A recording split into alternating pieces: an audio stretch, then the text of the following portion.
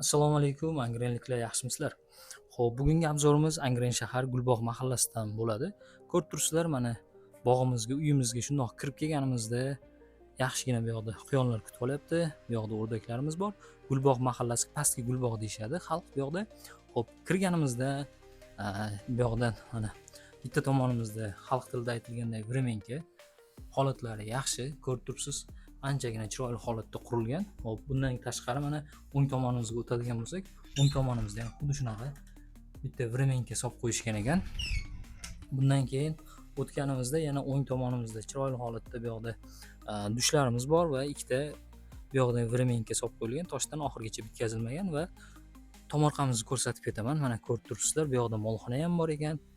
Malinalar ekilgan, olmalar pishib yotibdi. Hovlimizda ancha quyonlar bor ekan va ko'rishlaringiz mumkin, mana o'rdaklar yuribdi mazax turib.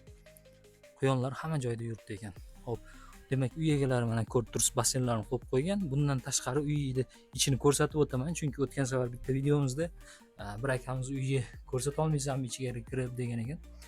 Ichkariga kirmayman, mana shu yerda o'zidan ko'rsataman. Bu yoqda 5 ta xona ko'rib turibsiz, mana bu yoqda ta'mirlari yaxshi holatda va bu yoqda ham bu o'rta holatda. Bundan ikkita xonaga o'tsa bo'ladi. To'g'rimizda zal va bu yoqda yotoqxona. Xo'p, bundan keyin endi o'tadigan bo'lsak, to'g'rimizda tapchan qilib qo'yilgan. Uy egalari hozir oldiga parda tutib qo'yibdi. Bu narsalarni qo'yib qo'yishgan va bu yoqda mana quyonlarimiz boya aytganimdek tapchanlarimiz bor. Oyoqni yozib o'tiradigan bo'ladigan bo'lsa, tapchanda yozgi tapchanlarimiz bunisi xohlasa stul sifatida, xohlasa mana tapchan mazza qilib turib o'tiradi. Ko'rib turibsiz, salqin.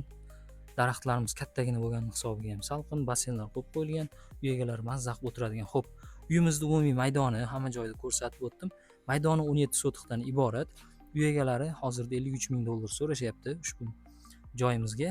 Agar qiziq bo'ladigan bo'lsa, pastdagi raqamlarga telefon qiladigan bo'lsangiz, to'liqroq ma'lumotlarni berib o'tamiz.